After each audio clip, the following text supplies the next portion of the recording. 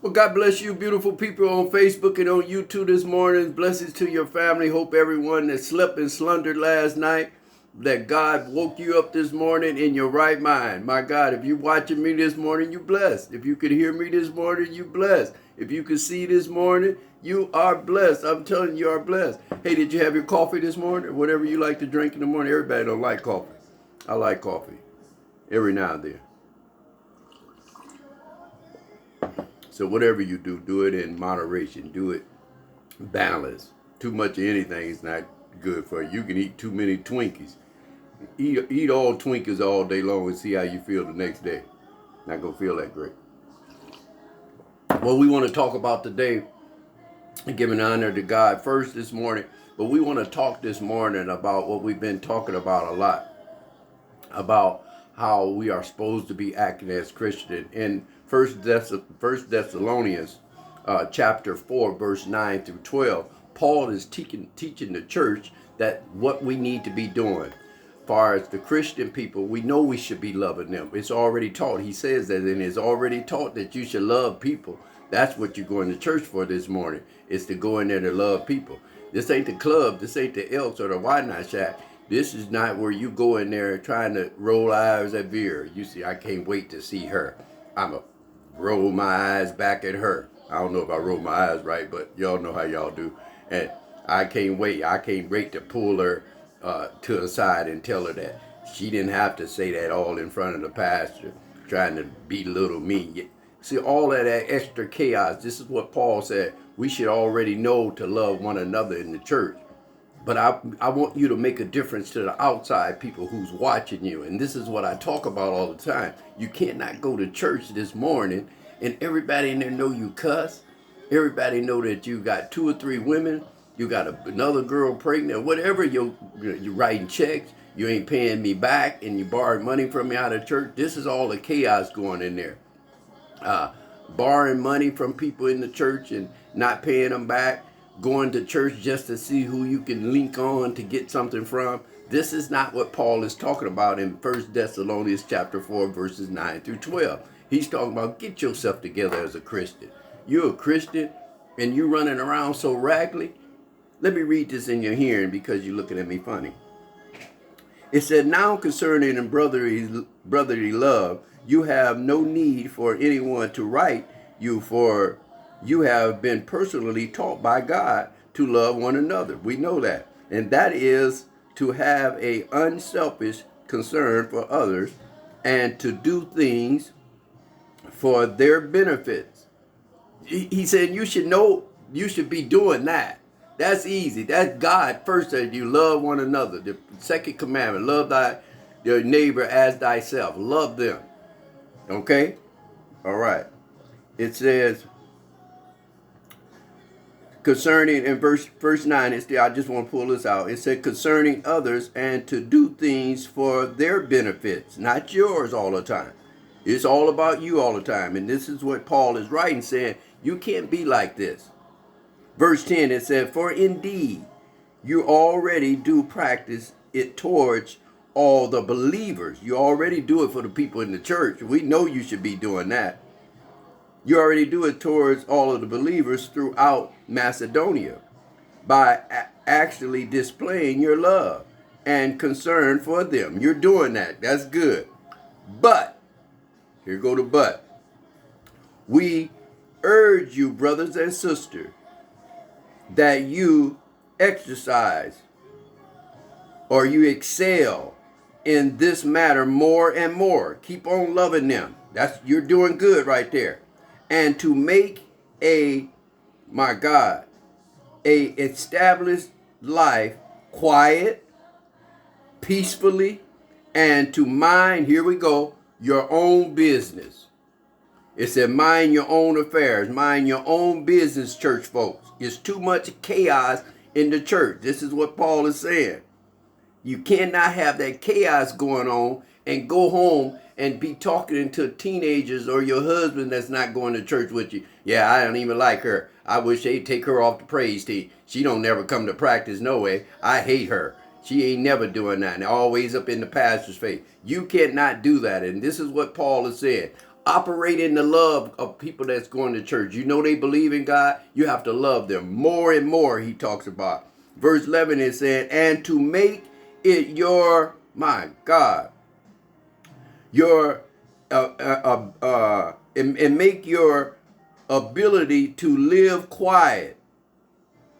Too loud, too much talking, and too much.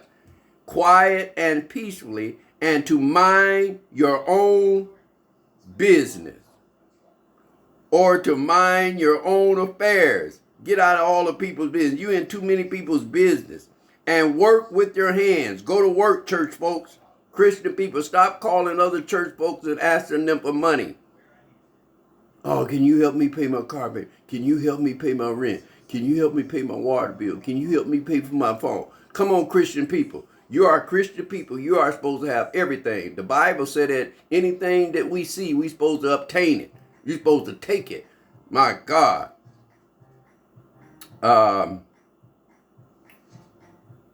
Verse 12, it says, so that you may behave properly towards the outsiders. Good characters, personal integrity, and moral encouraging outside world, and be dependent on no one. Wow, that's verse 12. Be dependent on no one, and in need of nothing. Be self-supporting. You get that? You read it for yourself, because it's time for you all out there to read this Bible so you can get deeper into what it's saying, so it can help you in your life. And that's all it is. Listen, everything got instructions. If you go buy a TV, it tells you by the instruction there how to turn it on, how to get it ready, what to go to, and how to go to the channel. If you buy a microwave, it tells you what to put in it, what not to put in it. Don't put aluminum in there. Don't put foil in there. It tells you what not to do in there. They have instructions. When you buy your car, it got instructions in the glove box. It tells you what the size of the motor, what kind of oil is, what kind of gas to put in it, what to do. My God, you get married. There's rules that when you get married. You can't be having your girlfriend calling you no more. You can't be hanging out with the boys all the time and got a wife and 2 children. There's rules that you have to follow by. My God, you go to be a doctor. There's rules inside of the hospital that you cannot do. If somebody tell you they don't want you to no one to know what's going on with their body, that's confidential. The doctor cannot do that. That's why I tell people all the time, it is personal what you do with your body. Nobody can tell you what to do with your body. That's a whole nother message. But the scripture is telling us, but Paul is talking to the church of First Thessalonians, and that you're doing good. Okay, you're doing that. But to the outside people, how are you looking? Are you looking raggedy? Are you a Christian and always asking for money? Always don't have anything? Always complaining? Because you haven't learned that never let no one, especially the devil or people, see you sweat. A Christian have to be balanced. My God, you know what I mean? They have to be balanced. That's what Christians have to be. And just to go there for a moment, because I've been getting a lot of people ask me about going to same-sex marriages, going to the wedding as a Christian person. As a Christian person, you got to study it out for yourself. But if you're asking me, am I going? I'm not going. It's me picking. I got to pick between you and what your flesh wants. You a woman going with another woman, or you a man and invite me to the wedding. Do you know I am then going totally against what God said? If I'm going to support a same-sex marriage, and not to go there, but people been asking me about it. And since this is all in the church going on, we have to love them that come to the church. Whatever they're going on. If they come in there smelling like weed, if they come in there smelling like alcohol, I'm preaching now. If they come in there smelling like they haven't had a bath in a month. If I don't care how they come, we have to love them people. Set them in a good seat. Give them a glass of water. Be love to them. Smile at them. Don't be looking at them like they stink or something. This is church. This is what we have to do. So to answer that question, as a Christian, you cannot support anything that God is not supporting. Because God, God ordained marriage. I hope nothing's going on with the camera because it's messing up on my end. I don't know how if you can see me or not, but if we can, let's keep going on. God ordained marriage. You can't go in there and when they doing the vows unto God, that is not under God. So it's a false wedding, people. Listen, if I'm a pastor and I'm going to support gay and lesbian marriages, why don't, okay, when people tell me they're addicted on drugs, why don't I take them to the house with the blue light and take them in there and buy them some more crack? Buy them some more heroin. I'm supporting them. If you got an addiction with porno and magazines, why don't we go to the bookstore and I buy you some magazine, I sit around with you and watch that and I support you on that. If you're an alcoholic, why don't I just take you to the liquor store and buy you a fifth and tell you let's go for it? Come on, people. You have to be so careful. But not to get all in that, but I just had to go there to answer that little question. But Paul is telling us, Christian people, get on your business. Get out of other people's business. I like it when it says that. Mind your own business. You can read it for yourself. 1 Thessalonians chapter 4, verses 9 through 12. He said, mind your own business. Stop going to church trying to find out some trouble. Who's going with who? She's cheating on him. Church is not like that. Mad at her because you didn't make the praise team.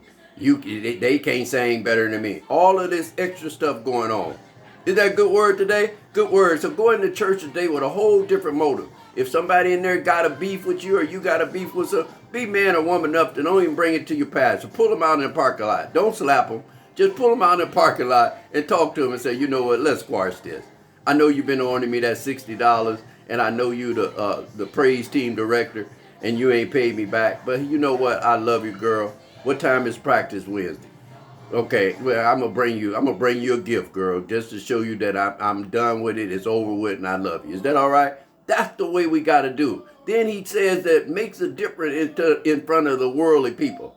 Don't let the worldly people see that you're. He said, be quiet and be peaceful.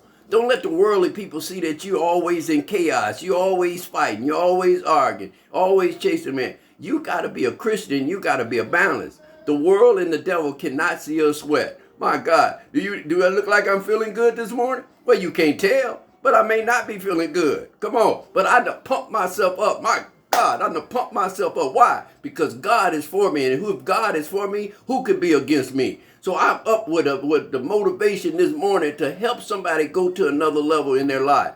I know the Christian people, we should be all right, but it's so sad. But this text, we ain't got past the love. We got the love. He talks about that. He said you should have been already in practice that God already told you about. You got to love one another. You can't make it if you miss the first two questions. Do you ever have a test where a teacher said if you miss number 15, you're probably going to miss the whole test because it's just that important. There's some tests like that. I always feared tests. I didn't want no test. My God, I always be looking at somebody else's paper. Come on, somebody, tell the truth, shame the devil. Let me find my hand if you won't find yours. I cheated a lot way getting up to school. My mama asked me one time, she said, Junior, I love my mother. She really put into me what I needed. And that's so important what a mother do in a family. Not to go to her. She said, Junior, she said, Daisy and Donnie's pork cart really looked pretty good. But mama trying, and I know you could do better. Why you got so many D's? I paused for a moment.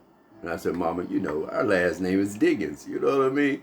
Always had something to say. But to see long on, that little sarcastic statement right there was cute right then. But as I got older, I needed more school. I needed to read more. When I started reading the Bible, I can hardly read this Bible. So I'm telling you, if you can't read this Bible, keep practice on it. Keep asking God to give you the ability to read it, to discern what it's saying, getting into it. And that's the way you have to do with this. Listen real quick. I'm finna get off here. Everything have instructions. Let me tell you something out there. I don't care if this is to the politics. I don't care if this is to the church people. I don't care if this is to the janitor. I don't care if it's to the guy that cut the church grass.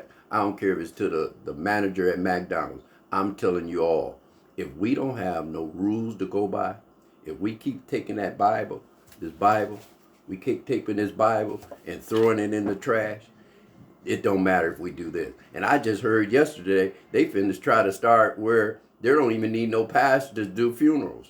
You can just pretty soon they want to do 40. There's 49% is voting that they don't need a pastor to do a funeral.